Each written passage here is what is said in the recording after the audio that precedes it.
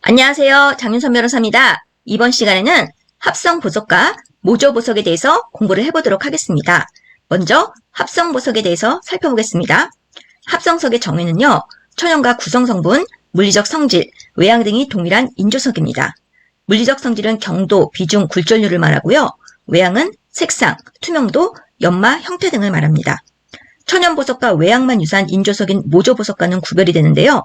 모조보석은 천연과 구성성분, 물리적 성질이 달라요. 합성보석과 모조보석의 정의를 묻는 문제도 자주 출제되기 때문에 천연과 어떤 것이 동일하고 어떤 것이 다른지도 잘 외워두셔야 됩니다. 합성법의 종류로는 용융체로부터 결정화하는 방법과 융제로부터 결정화하는 방법이 있습니다. 용융체는 멜트라고 하는데요. 이 용융체로부터 결정화하는 방법으로는 베르누이법, 초크라스키법, 스컬법, 존 멜팅법이 있습니다. 융제는 용액인데요. 융제로부터 결정화하는 방법으로는 플럭스법과 열수법이 있습니다. 먼저 베르누이법부터 살펴보겠습니다. 베르누이법은 화염법, 플레임 퓨전법, 용융법이라고 하는데요. 다 같은 말이에요. 최초의 합성법이고 최초의 합성석은 베르누이법에 의한 루비입니다. 합성 방법은요. 원료 분말이 산소와 함께 진동장치에 의해 하부관으로 내려오고요. 수소는 노즐에서 산소와 마주쳐 2050도씨 알루미늄 분말의 용융점, 그러니까 녹는 점입니다. 2050도씨 이상의 고온을 내며 탑니다. 용융된 원료는 밑으로 떨어져 단 결정으로 성장되는데요. 이렇게 만들어진 결정을 보울이라고 합니다. 베르누이법으로 합성할 수 있는 보석 외우셔야 돼요. 커런덤, 루비, 사파이어죠. 스피넬이 있습니다. 베르누이법의 장점은 성장 속도가 빨라요. 1시간에 1cm 정도로 자랍니다. 비용이 적게 들어요. 따라서 베르누이법으로 만든 루비나 사파이어는 크기가 큰 것이 많습니다. 단점은 내포물이 천연과 유사하지 않아서 합성티가 많이 나요. 만들어진 보울, 그 결정은 세로로 쪼개진 성질이 있습니다. 일반적으로 내포물이 거의 없는 편이지만 기포나 커브드 라인, 커브된 색대 등이 있어요. 합성 블루 사파이어는 곡선적인 커브드 라인이 있지만 천연 블루 사파이어는 직선적인 색대이기 때문에 이 모양이 다른 걸로 두 가지가 구별이 될 수가 있습니다. 천연과 유사하게 보이도록 어닐링 처리를 해서 액상 느낌이 나도록 하고 있는데요. 플럭스 내포물과 어닐링 처리랑 구별을 하실 수 있어야 돼요. 천연 스피넬과 합성 스피넬은 이 원래 합성석은 천연과 구성성분, 물리적 성질, 외양 등이 동일하지만 합성 스피넬의 경우는 천연 스피넬과 화학 비율과 물리적 성질이 달라집니다. 스피넬은 천연과 동일한 화학 비율로 합성할 경우에 그 결정이 잘게 부스러지는 성질이 있어서 천연과 다른 화학 비율로 합성석을 제조하고 그로 인해 천연 스피넬과 물리적 성질이 달라집니다. 천연 스피넬이 산화 마그네슘과 알루미나가 1대1이라면 합성 스피넬은 1대 1.5 내지 3.5 이런 식으로 화학 비율에 변화가 있는 겁니다. 그래서 천연 스피넬은 굴절률이 1.718, 평광성은 SR, 비중은 3.60인데요.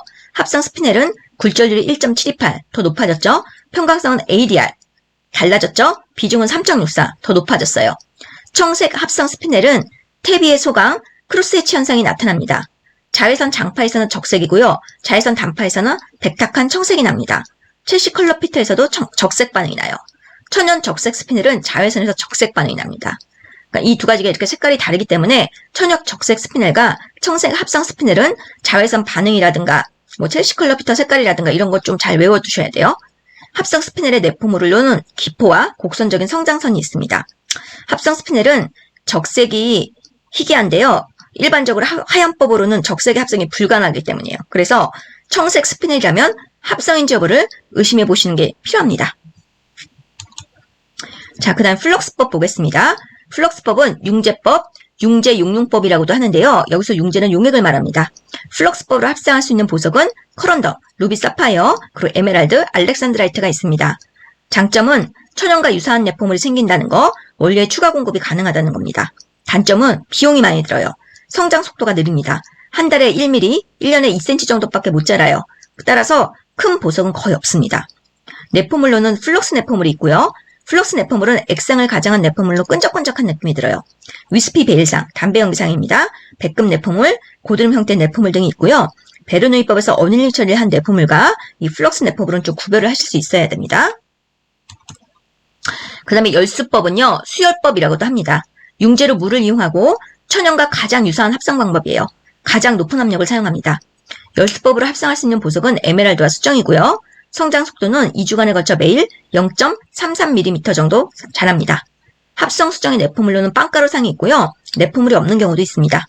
합성 에메랄드 내포물로는 파동상 줄무늬, 지그재그 성장 구조로 빗금무늬 같이 생겼어요. 못머리 형태의 내포물, 페나카이트 결정체입니다. 이런 것들이 있고요. 일반적으로는 내포물이 없는 편입니다. 합성 에메랄드 내포물로는 파동상 줄무늬와 못머리 형태의 내포물 잘 암기해두셔야 됩니다. 이번에 저 산업기사 기출문제로도 요 못머리 형태의 내포물 나왔었어요. 용융체로부터 결정하는 다른 방법들에 의한 합성보석 알아보겠습니다. 베르누이법과 같은 방법이죠. 존 멜팅법은요. 크론덤, 루비 사파이어와 알렉산드라이트를 만들 수 있고요. 결정인상법, 초크라스키법입니다. 이 방법으로는 야그와 3G, 알렉산드라이트, 루비 사파이어를 만들 수 있습니다. 합성 큐빅 지르코니아를 만들 수 있는 방법이 스컬 멜팅법인데요. 필기시험에 너무 자주 출제되고 있어요. 그래서 스컬 멜팅법으로 합성 큐빅 지르코니아 만든다는 건 그냥 무조건 암기하셔야 됩니다. 그리고 합성 다이아몬드는 초고압법, 고압 고온법이라고 하는 HP, HT 이 방법으로 만들고 있어요. 그리고 라만 스펙트로미터라는 기구가 있는데요. 보석 물질의 감별, 내포물의 감별, 지질학적 기원 추측할 수 있습니다. 충전재의 감별, 에메랄드의 오일 처리나 레진 처리 등을 구분할 수 있어요. 합성 다이아몬드의 감별, HP, HT 처리한 거 요거 감별할 수 있는데 요 기구가 할 수 있는 것들을 물으면서 다음은 어떤 것에 대한 설명인가 해서 산업기사 기출문제로 나왔습니다. 그래서 정답은 라만 스펙트로미터였어요. 특히나 합성 다이아몬드를 감별할 수 있는 기구라는 거 잘 기억해 두세요. 그리고 다이아몬드와 다이아몬드 유사석의 굴절률과 비중, 분산도 등은 꼭 암기를 하셔야 돼요. 필기시험에서도 중요하고 실기시험에서도 중요합니다. 다이아몬드는 경도가 10이고요. 비중이 3.52, 굴절률이 2.42, 분산도가 0.044. 합성 제조법으로는 고압, 고온법이 있습니다. HP, HT 이 방법이에요. 합성 루틸은 경도 6.5, 비중 4.26, 굴절률 2.616에서 2.903, 분산도가 0.33. 다이아몬드 유사석 중 분산도가 가장 강해요. 분산도가 강하다는 건 무지갯빛이 그만큼 잘 난다는 겁니다. 그래서 맨눈으로 봐도 좀 가짜티가 많이 나요. 합성 루틸이 분산도가 가장 강하다는 거 잘 알아두세요. 제조법은 베르누이법입니다. 스트론튬 티타나이트는 경도 5.5, 비중 5.13, 굴절률 2.41, 분산도가 0.19, 제조법은 베르누이법입니다. 야근은 경도가 8.5, 비중이 4.6, 굴절률이 1.83, 분산도 0.028, 제조법은 결정인상법, 초크라스키법입니다. 지르콘과 비중이 비슷해서 더블링 현상으로 구별하는데요. 야근은 더블링 현상이 없어요. 그리고 야그의 비중이 4.6이라서 이것도 필기시험에 자주 나오니까 잘 암기해 두셔야 됩니다. 3G는 경도가 6.5, 비중이 7.05예요. 다이아몬드 유사석 중 비중이 가장 높고요. 저 이번에 시험 볼 때 산업기사 기출문제로도 나왔었어요. 다음 중뭐 3G의 비중은 얼마인가? 혹은 비중이 7.05인 보석은 해가지고 이제 묻는 식으로 자주 출제가 돼요. 굴절률은 1.97, 분산도는 0.045, 제조법은 결정인상법, 초크라스키법입니다. 합성 큐빅 지르코니아는요, 경도 8.5, 비중 6, 굴절률 2.16, 분산도 0.060, 제조법 스컬 용융법. 휴광성이 다이아몬드와 가장 흡사합니다. 합성 큐빅 지르코니아는요, 특히 비중, 그리고 제조법이 뭔지, 휴광성이 다이아몬드와 가장 흡사하다는 거 그거 꼭 암기하셔야 돼요. 합성 모이사나이트는 경도가 9.5고요. 비중이 3.22. 다이아몬드와 비중이 비슷한데요. 더블링 현상이 있는 것으로 구별합니다. 합성 모이스나이트는 더블링 현상이 있고 다이아몬드는 없어요. 굴절률 2.65에서 2.69. 분산도 0.104. 제조법은 고온 증기 증착법입니다. 다이아몬드 테스터기는 열 전도성을 검사하기 때문에 합성 모이사나이트와는 구별이 안 돼요. 합성 모이사나이트는 전기 전도성이 있어서 그것으로 다이아몬드와 구별하는데요. 청색, 이제 붕소로 인해서 청색이 나거든요. 청색 다이아몬드를 제외하고는 모든 다이아몬드는 전기 부도체입니다.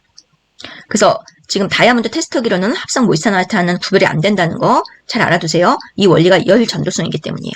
그래서 전기 전도성으로 합성 모이사나이트와 다이아몬드를 구별해야 됩니다.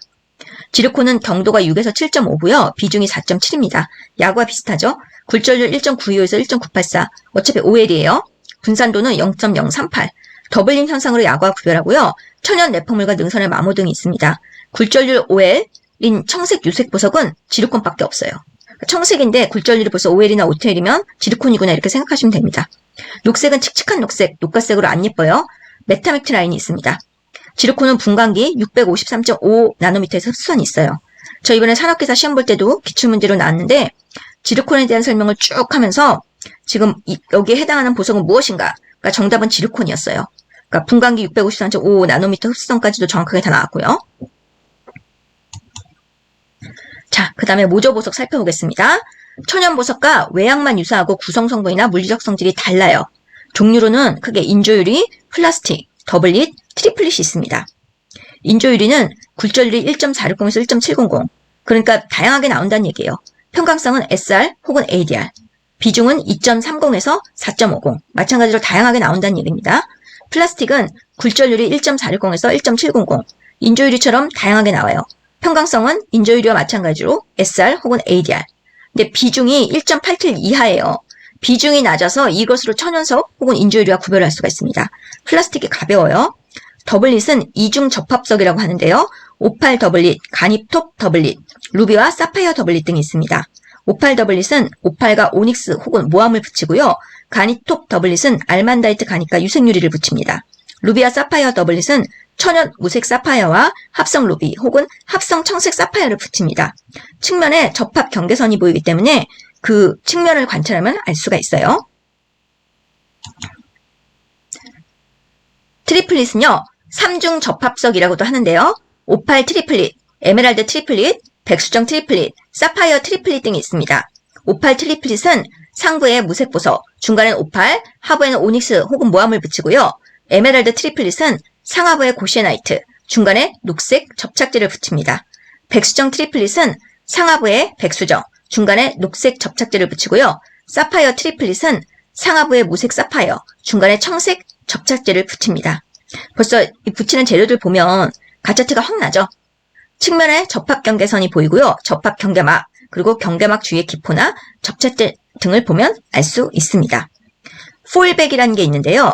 배면 접합으로 샤토얀시나 아스트리즘 효과를 모방할 때 이용합니다. 이 포일백은 필기 시험에 자주 나오거든요. 그러니까 포일백이 뭔지 이 개념 잘 알아두셔야 돼요. 접합석의 감별 방법은요. 정면 관찰할 때 접합 경계막이나 접착제의 잔재, 기포가 보이고요. 측면에서는 접합 경계선, 상하부의 다른 색감이나 다른 광택, 내포물의 중단 등으로 알 수 있습니다. 이 부분은 나중에 유색보석 강의할 때 또 해당 부분에서 자세히 설명을 해드릴 거예요. 오늘은 합성보석과 모조보석에 대해서 살펴봤습니다. 오늘 방송 시청해주셔서 진심으로 감사드립니다. 좋아요, 구독 눌러주시면 저에게 많은 힘이 됩니다. 다음 시간에 또 뵐게요.